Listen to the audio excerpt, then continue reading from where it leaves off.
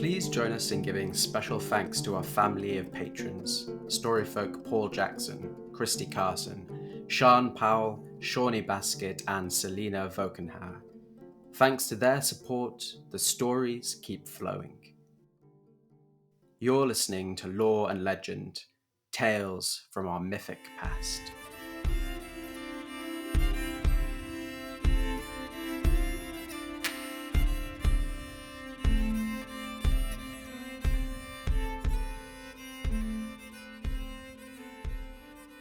Hello and welcome. I'm Rick Scott, bringing you legendary tales inspired by the rich traditions of world folklore and mythology. If you're enjoying the episode today, please consider joining Christy, Paul, Sean, Shawnee, and Selena as patrons and help to pay for the music, the audio effects, the art, and the technology that we use to enhance our telling of these wonderful stories. If you go to our website at www.loreandlegend.co.uk and click Support Us, you can find out how. Our story today is from Jake Evans from Sutton Farm in Shropshire, here in the United Kingdom. Jake is a storyteller with what he describes in his own words as a bottomless appetite for potent stories and adventures. He makes a living performing his stories live at schools, libraries, hospitals, heritage sites, and community events. Before he discovered storytelling, Jake was passionate about the natural world with a keen interest in animals and ecology, which led him towards a career in the natural sciences. But an encounter with the Young Storytelling of the Year competition and the Myth Stories Museum of Myth and Fable set him on a new path to becoming an artist and a performer. To this day, Jake's stories continue to be inspired by the landscape and its wildlife, and he combines his love of story with frequent explorations of Britain's windswept moors, deep woods, and ancient coastlines. As well as hearing about Jake's storytelling journey, our conversation, recorded last year during lockdown, explores the different ways in which Jake has been using social media and technology to keep in touch with his audiences, and how he will continue to use it in his career going forward. I'm happy to report that with the recent lifting of lockdown restrictions in the UK, Jake is already seeing a revival in bookings for his live storytelling performances. But we're going to start now with Jake's story, which may be at once new and familiar to some of you. Jake is telling us the tale of Wem the dog. So I start this story in Shropshire, where I'm from, but hundreds and hundreds of years ago. And in those days in Shropshire, there were no cars, there were no roads, there were no towns. All there was for mile after mile was forest.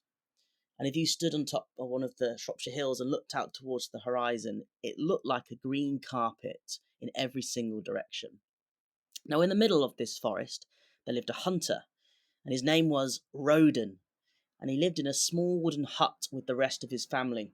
He had a wife called Vernwy, and she was from over the border in Wales. And also, he had a baby boy called Ewan, who was still learning how to walk. He was tiny, crawling around. And he had one other member of his family, Roden, and this member had 4 legs. He had a hunting hound, and this hound was called Wem. Now, Wem is a small town in the north of Shropshire, and I like to think that Wem is named after this very dog. And Wem was strong, he was loyal, he could run for miles and miles without stopping, but unfortunately, Wem the dog had one problem. He always had a load of phlegm hanging from his mouth, and that might be the reason why he was called Wem. Wem the phlegmy dog. And I'm going to indulge myself now and to show you how phlegmy he was, because he'd slobber like this. All over Roden, and he'd slobber all over Vernwy, and he'd even slobber all over poor little baby boy Ewan. And so for that reason, he had to sleep outside. But he was a dog, he had thick fur, he didn't mind. And in the mornings, Roden would open the front door of his hut and he'd shout out, Wem! And he'd hear boom, boom, boom, boom. And when the dog would come running from behind the hut, he'd run up to Roden, put his paws on his shoulders and give him a great big, and then they'd go off into the trees hunting together. And it was one morning, a sunny day. Rodin decided he needed to go hunting, so he opened the front door of his hut and he shouted out for his dog. Worm! And he waited for that heavy paw foot coming towards him in the slobbery sound, but instead there was silence. So he tried again, a second time, shouting out, and still Wen was nowhere to be seen. And he tried a third time, but even on that third occasion, Wen didn't come. So he went off with his bow and arrow into the forest on his own to try and find something to hunt. And he hadn't gone far when on the ground he saw the tracks of a deer. And he thought, perfect, it's just what he wanted. And he followed those tracks, weaving through the trees, over hills, splashing through streams, until he got to a clearing where there stood a magnificent white stag, with antlers on its head that spanned several meters across. And he very carefully got out his bow and arrow, and he pulled back the string, and he was just about to let go, when for some reason, his feet started to tingle. And he looked down at his feet, and Rodin was standing right in the middle of an ant's nest. And hundreds of little ants were crawling up his boots and down into his socks and biting his feet and his toes. And he didn't want to make a noise because he didn't want to scare the deer away, but the ants kept crawling up his legs and they went into his underpants and they started biting him in there as well. And then they went under his armpits and then one went right to the end of his nose. And when it got there, it bit him and he couldn't hold it in any longer. Rodin ripped off his clothes, screaming in agony, trying to get the ants off him. And he rolled around naked for a while until he had all the ants off and he put his clothes back on and he looked over to the deer and he expected to see it running away because he made a lot of noise. But the deer was standing there and mocking him. It had a stupid smile on its face, a bit like this. And it was prancing up and down as if to say, chase me! And Rodin forgot about his bow and arrow, and in his anger, he just started to run after the deer as quickly as he could on his own two little legs. And the deer knew it could play a game with that stupid human, so it pranced through the trees with that stupid smile, and then it would stop and almost let him catch up. Almost. And then just as Rodin was about to grab the deer by its tail, it would shake its bottom right in his face and then burst off with a renewed speed. And they did that for miles and miles, until eventually they got to a swamp. And the deer jumped from one side of the swamp all the way to the other side in a single leap. And then it was Rodin's turn. And he took a run up and he jumped up into the sky, but with his big heavy boots, he landed splat right in the middle of that bog, right up to his knees, and he was stuck. And he tried to squelch his way through to the other side, and then he realised that he'd left one of his boots back on the other side of the swamp. So on one leg, he was hopping back to try and get his shoe, and he looked at the deer, and the deer was now prancing about so much and shaking its bottom so vigorously in his direction. Rodin lost his balance, and he fell headfirst into the swamp, and he had mud in his eyes, in his ears, in his mouth, and even up his nose. And as he squirted the mud out of his nostrils, it looked like brown snot. And then he said some horrible words that I can't repeat now, and the deer was so shocked by what Rodin had said, it finished its game and ran off into the trees, and Rodin was finally on his own again. And he started to walk back home. And it was a long way, it took him the rest of the day, and when he finally got back to his hut, he heard a familiar sound. Boom, boom. And from behind the hut, there came Wem the dog, slobbering everywhere. And he ran up to Rodin, and he put his paws on his shoulders and gave him a great big... Rodin pushed him down. Where have you been?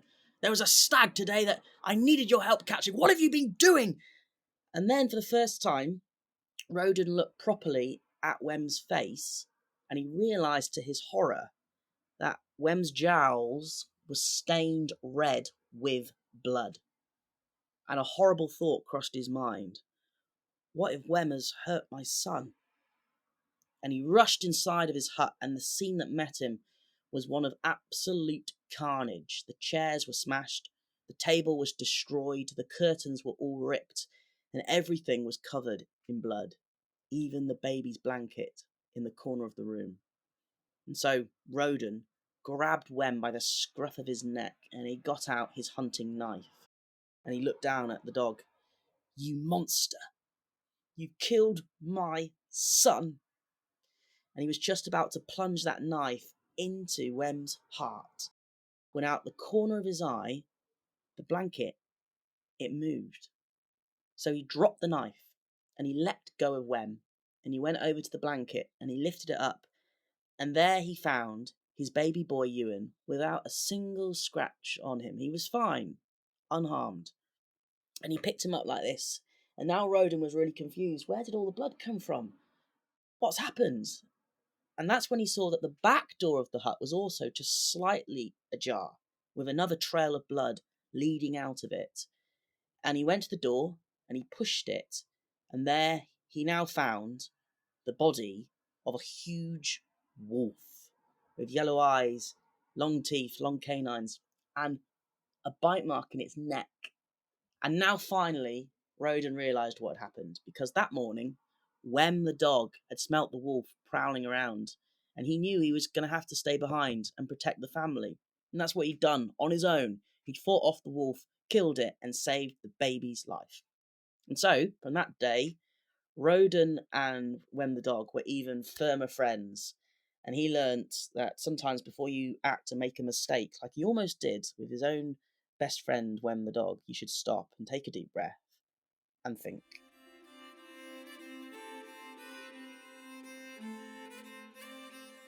So this story is the first story that I actually ever learnt to perform properly to an audience. So I gave this story my first outing when I won the under 18 National Young Storyteller of the Year competition in 2009. So I was 15, and it was my first chance of storytelling to an audience, and the audience there were on your side. So it was a very friendly, comfortable atmosphere. So it was a good platform to have a go at storytelling for the first time. And so this is a story quite close to my heart, and I picked the story because my family had one old Celtic fairy tale book, so we were flicking through that the night before the competition and trying to think of a story which would work. So this is the story that we picked out, and then a few years later, after I did this competition, this was still only the real story that the only story that I really knew like the back of my hand. There was a few others that I had a go at, but at that point I hadn't really taken storytelling very seriously. It was a bit of a quirky thing that I just like to put on my CV for my uni application and things like that. And then I was lucky enough in my last year of sixth form to go on a school trip to Kenya with a few of my own colleagues and then my biology teacher, because we had a partnership scheme with a school in western rural Kenya.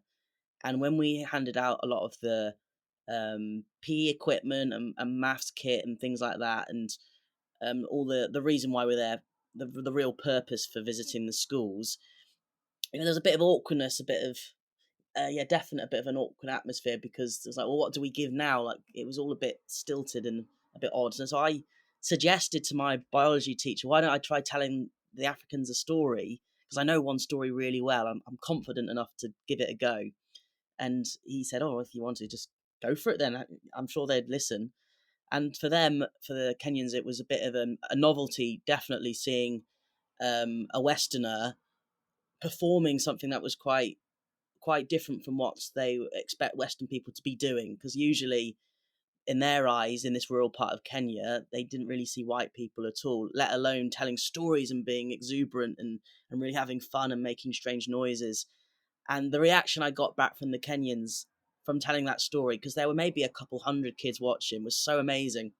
It really gripped me, and that's when storytelling really got under my skin as a powerful art form which can really bridge across cultures and language differences and things like that.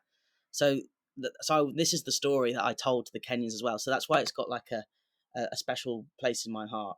It's the first story that I told, and it's the one that really got me hooked on storytelling when I had a go performing it in Kenya. And it's a famous story. So anyone who knows anything about traditional storytelling knows this story.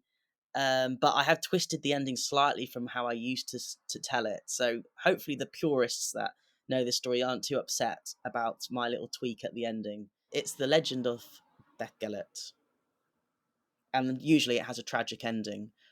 But I found that because it was for a long time the only story that I really knew really well, it wasn't actually a very appropriate story for many occasions because it's got a tragic, sad ending with its original ending.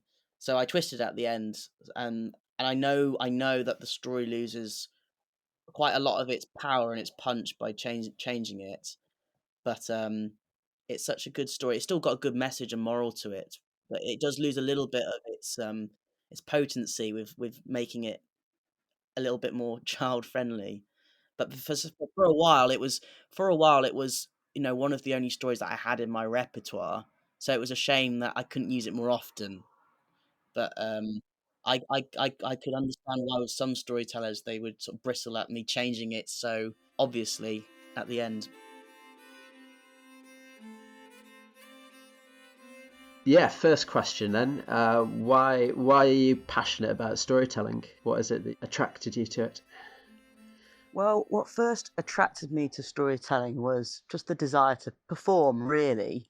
I wasn't brought up in a folky family, which storytelling often goes hand in hand with the folk tradition and folk festivals and the scene. So I did drama at school and school plays and productions, but I decided not to pursue drama for my A levels or GCSEs, but I still had this desire to perform, and I saw a storytelling competition advertised outside my English classroom, which was the National Young Storyteller of the Year competition, which was run by the traditional arts team. And I was intrigued by storytelling. I didn't actually know it was an art form that you could do as a profession. And I'll admit, I was also drawn in by the first prize, which was 50 quid. I thought, well, 10 minutes to tell a traditional story, I could have a go at that.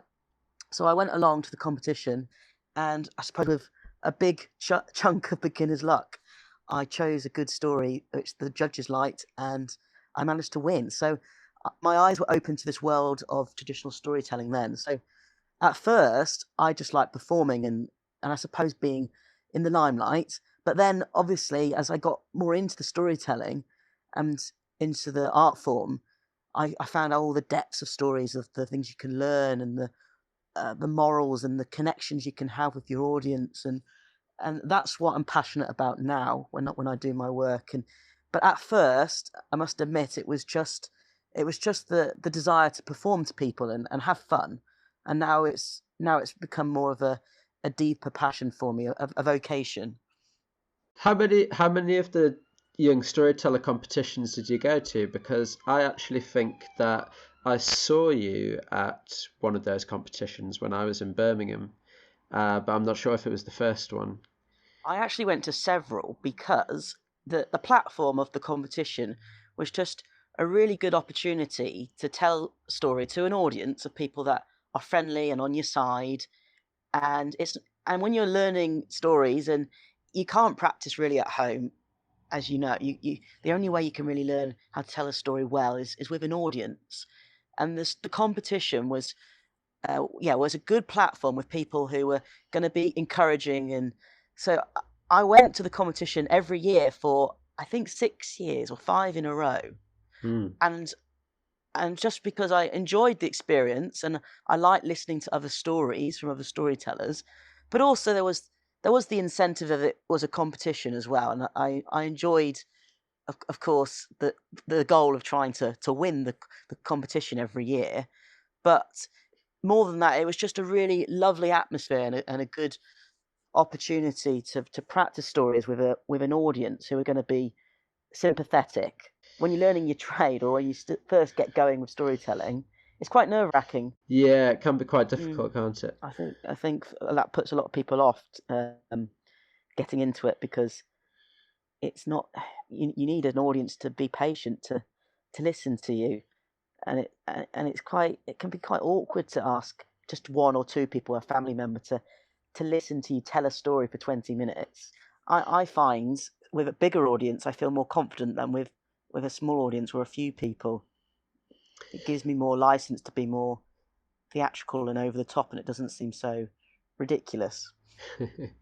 Yeah, it's much more intimate experience, isn't it, with only a Yeah, few and people. so I had to learn when I started telling stories in in settings where I was getting paid to do it, how to tone it back a little, because most of my storytelling is with quite a big audience and mostly children. So the energy has to be high, and you have to be keeping them engaged. And then with just a few people or a couple of adults, you have to tone the story back a little.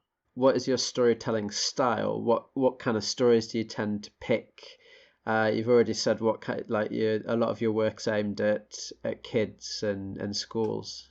Yeah, it is mostly with most of the work is with children, but it isn't the storytelling that I really enjoy most. There's something magic about telling stories to children because they don't have any cynicism, and they'll laugh if they think you're funny, and if they don't, they'll get up and walk out. So I like that challenge. But every now and again, I do have work in secondary schools and with sixth formers, and then I do the odd storytelling club with an adult audience, and those evenings or those gigs are the stories are the jobs that I really enjoy, because you can delve deeper into darker stories and stories with deeper meanings to them.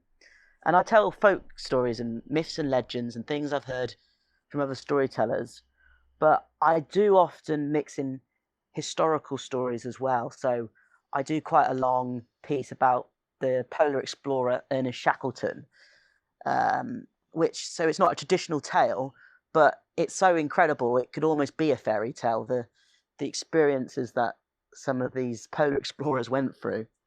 So I do a mixture of stories, but the base of my repertoire is traditional tales and folk tales. But then I read lots of different books and things I've seen in documentaries, and I put them into my storytelling sessions as well, because I think variety is the spice of life. When you're doing stuff for schools, then do you have particular subjects? Do you facilitate different parts of the curriculum, or how do you pitch that to schools generally? Um, so in schools, yeah, well, I pitch to them. Usually, I can do any topic because I don't like to pigeonhole myself. But that's too much often the choice for schools. So I like to narrow it down or give them options of things to do with nature and science and wildlife, and so that fits in with recycling and topics they might be doing with sustainability. And then myths and legends, the Greeks, Norse, which are uh, staples that lots of storytellers have. And then I'll do polar explorers and Tudors, things of history, and then around the topic Romans, Greeks, lots of lots of topics in history, and then I'll try and work out how to mix in folk tales towards what they're doing in their history or geography or science. In your work in schools, how well known are folk tales? Because I've heard some people saying that even ones you'd expect kids to know, like Red Riding Hood, they're actually not as well known now as they used to be. Yeah, I think that's definitely the case. That surprises me. So I actually tend to steer myself away from the classically famous fairy tales, because I think as soon as you say the name of some of these stories, that people might not know the story, but they know the title of the story. I find that a lot of people stereotypically will hear those famous story titles, and they might even roll their eyes, or because they think it's a childish thing. So I tend to steer myself away from the really famous stories or the ones that people have heard of, and I try to find other folk tales, more obscure ones, and and myths and legends that people haven't heard before. So I found when I work in schools, because I'm telling the more obscure stories, I don't really know whether children are aware of these Little Red Riding Hoods and Three Little Pigs or not. Because I don't actually tell those stories very often, or actually hardly at all. Yes, I think that's an experience that a lot of storytellers can relate to. Yeah, unfortunately. How do teachers respond to it? So most of the time, teachers will enjoy it as well, and they'll watch and they'll listen. And I always feel I've done my job really well if the teachers stop marking their books at the side of the classroom to listen as well, and and watch properly, which isn't always the case. And I don't begrudge teachers doing that, because their jobs are very stressful. And I think when they get the opportunity to get ahead with their marking, if I'm with their class for an hour, they sometimes sit in the side and start marking. But I always feel it's a personal triumph if they start marking, but halfway through they put their marking book down and start listening as well and joining in, which does happen quite a lot, which is nice. Which is nice for me when that does happen. I guess one thing which may not come across when people are listening to your story, because it's a podcast, but I certainly remember you very enthusiastic sort of body language and use of the space. So is how aware of that are you as part of your storytelling?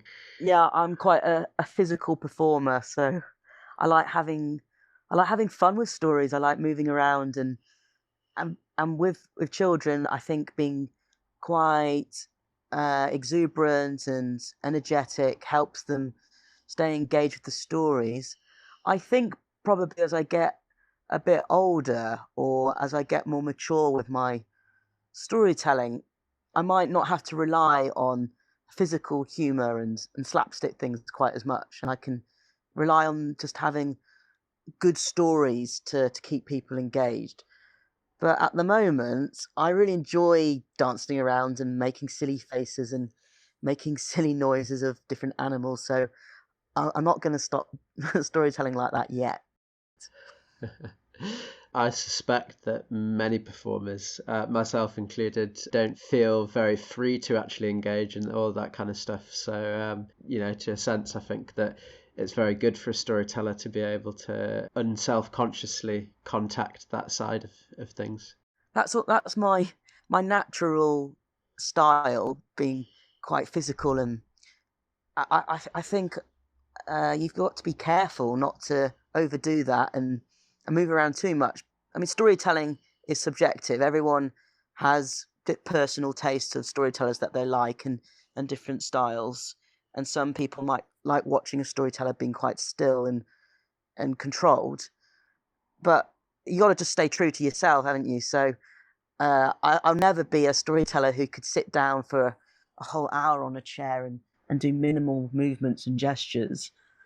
But I think I can still learn I can adapt my storytelling, I think, as I get a little older, and as I get more experience, to not always rely on the physical humor and element of the stories, and use words to hook an audience instead.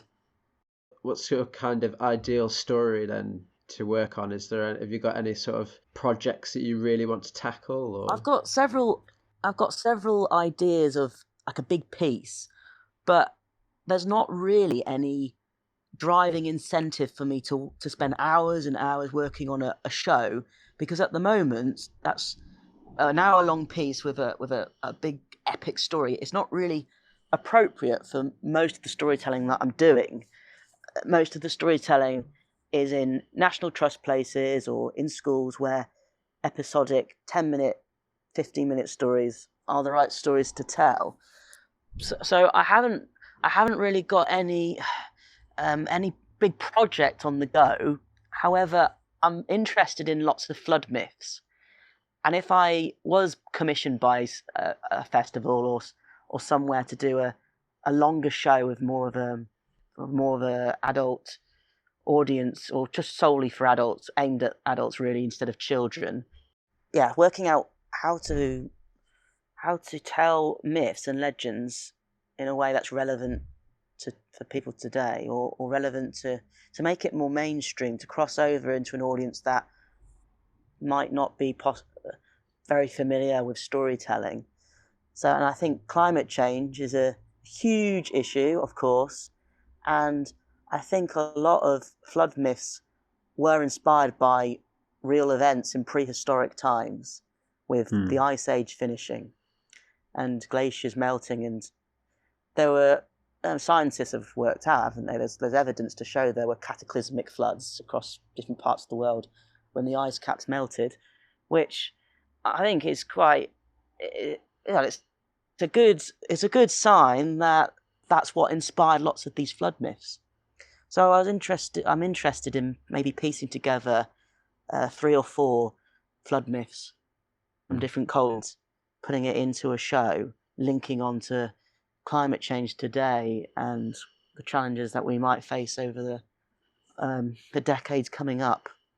From what I've seen of your stuff, both your art and your storytelling, animals do seem to come up quite a lot. So, would you say that you were sort of quite ecologically minded?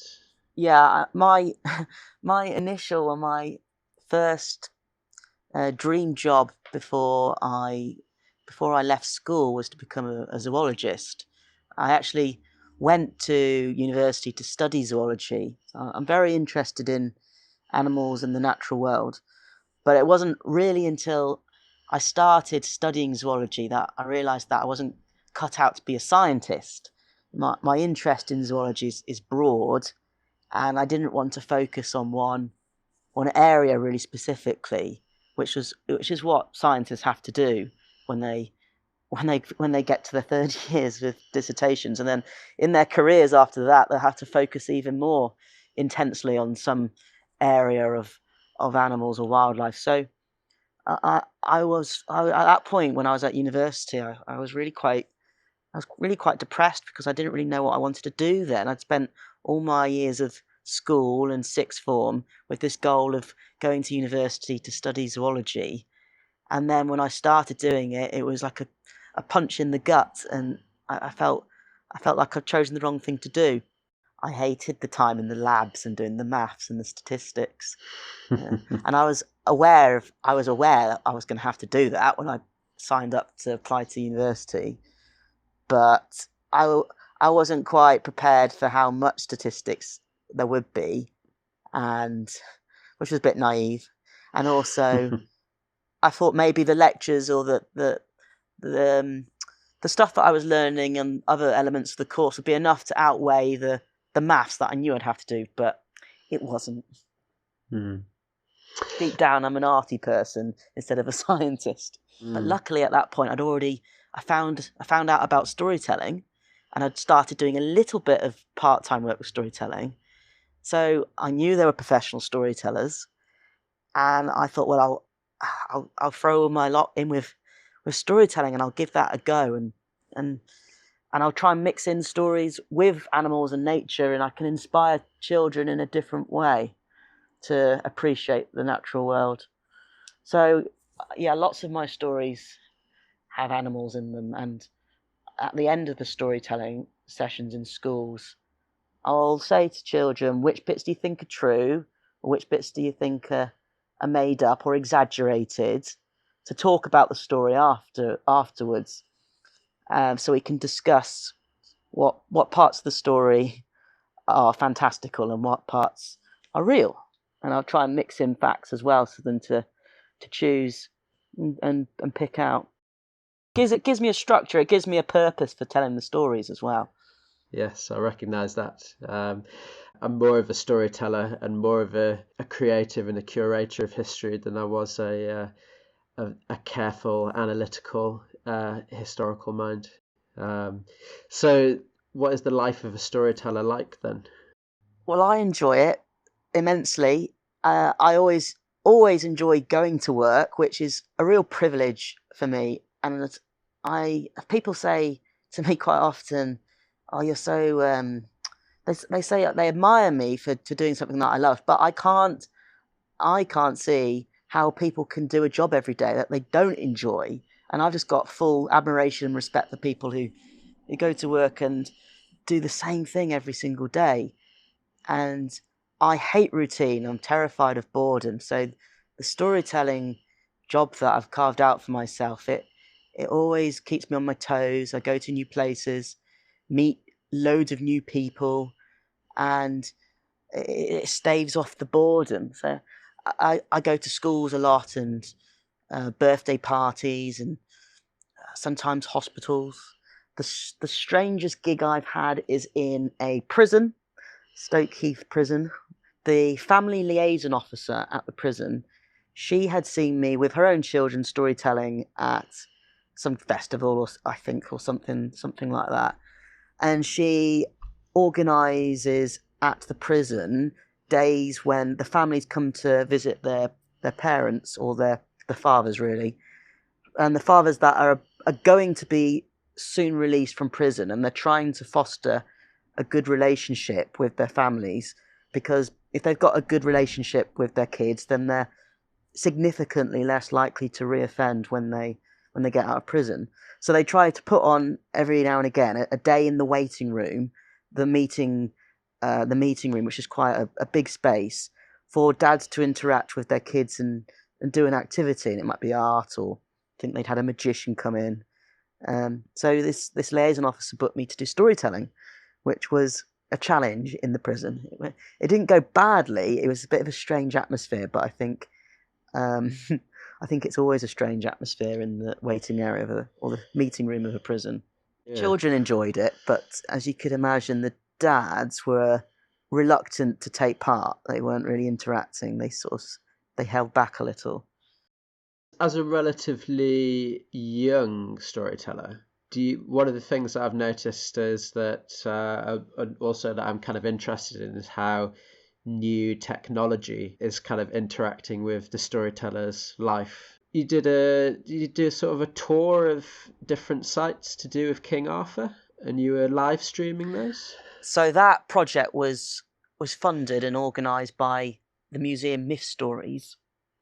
And Myth Stories are run by a couple called Des and Ali Corell, and they tutored me from the very beginning when I first got into storytelling, and they are very experienced at getting arts council funding and grants. So it was their 20-year anniversary last year, and they managed to get a grant for me to explore all of Shropshire's King Arthur myths and legends, and lots of counties around the world have their own claim, around the country, sorry, have their claim to King Arthur. But Shropshire has a stronger claim than some other places for various different reasons that I won't get into now. So we thought of a way to capture people's imaginations and how to get them really involved with this storytelling idea. So we decided that I'd cycle around Shropshire, my equivalent of my steed, and I'd go to every location where there were stories associated with that location, and tell that story live streaming it on my mobile for people to come and for people to watch from home. And we tweeted where I was going so people could come and meet me at the locations if they wanted to watch me do it live, face to face. So I did this quest around the whole of Shropshire over 3 days, which covered 130 miles, I think it was. And I camped out wild as well. So on the back of my bike, I carried a little pannier with a tent. So it was a proper quest. And a few hundred people watched some of the videos when I was streaming it. So it was successful for the project. It was really quite an eye opener to think how you could open up storytelling to a different audience with technology. It's a really nice meeting between the sort of the local folkloric elements, isn't it? The landscape and getting out into nature, and sort of the digital technology. I thought it was very clever. Thank you. Yeah, I've got another idea for doing something similar when all of the virus lockdown starts to get lifted, hopefully soon. I want to do a quest from the source of the River Severn down to where the river is navigable and get in a canoe. And my dad has a canoe, so he'll meet me there. And then I'll take the canoe through down through Newtown and through sort of the floodlands until I get to Shrewsbury, where I live. And along the way, I'll stream all the stories connected and the folk tales with the River Severn. So that's my follow-up quest.